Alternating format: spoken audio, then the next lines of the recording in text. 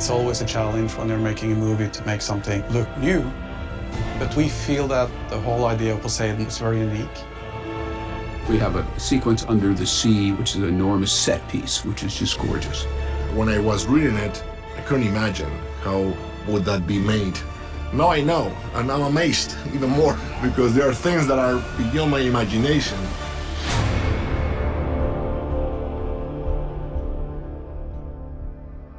The set took 2 to 3 months to actually build, and it's colorful, fluorescent, it's beautiful.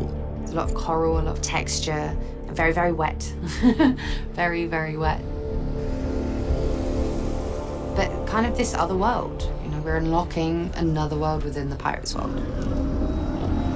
Even without effects, I think you're being surrounded in blue screen and just having the sea floor in front of you and seeing the craftsmanship and the detail in the coral, it's very easy to lose yourself.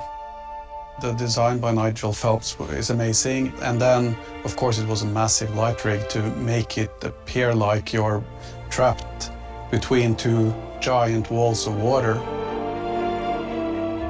We were tasked with the job of trying to create an underwater environment. We experimented with some different things to try and give the feeling of water movement. We looked at projectors, things like that, to try and see if those things would work. And we ended up with a very simple system of just old-fashioned water trays. DP Paul Cameron basically hung pools of water up in the ceiling, and he shot light through it and had some sort of a rig that made the waves appear in the water, and that created that kind of constant moving around. And on top of that, he had like this insane stage rig with lights that was constantly blinking, you know, all day. So like 2 weeks of that, you get a little cuckoo, but it looks good in the movie. Looks good in the movie. Each water tray has at least 3 moving lights inside. And we went with moving lights because we knew as the action shifted, it would be easier to adjust the lights that way. And the sharpness of the beam creates a very nice sharp shadow effect from the water movement. Obviously, there's a lot of technical stuff that went along with it, but the sea bottom was so beautifully done. It was so surreal. You can't just go down to the Pacific and go, push back. You know, it's not the Red Sea. They built all the fundamentals as much as possible, I think, for the imagination of the actors, but there's going to be a lot more added in post-production.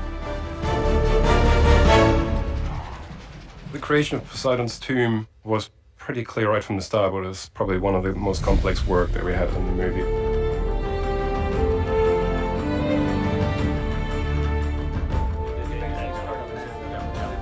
There was a lot of fleshing out that we had to do in terms of the heights of the ocean, you know, the difference between the floor of the ocean plane and the water surface above, what that distance would end up being. The bigger questions for us were more like, what would the actual walls of the water look like? What kind of texture would they have, and how much clarity of vision would you need to have between what's on the inside of the water wall and what's on the outside of the water wall? We had to build everything behind the walls in terms of coral, there were fish, there was kind of shipwreck and other kind of rock features and things like that. And so there's the process of building all that stuff, which means obviously the modeling, the texturing, the look-at process and things like that. But we also had to consider how far in depth things were from the wall and whether or not you'd actually see it once it went through all the kind of the distortion that was happening on the wall. So the process there was doing render tests to understand, would you actually see the fish, or would you see, you know, the coral in the background, and making sure that we were hitting the right level of disturbance on the wall. As well as creating kind of patches of areas where you could see a little bit deeper through the wall with gust kind of patterns and things like that to allow us to read a little bit more of that internal environment. Action.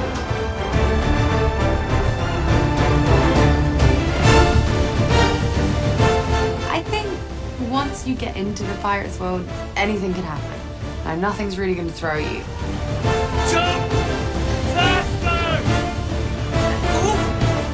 At first, I would have said, no, there's no way. But you quickly adapt, it seems, and everything becomes possible.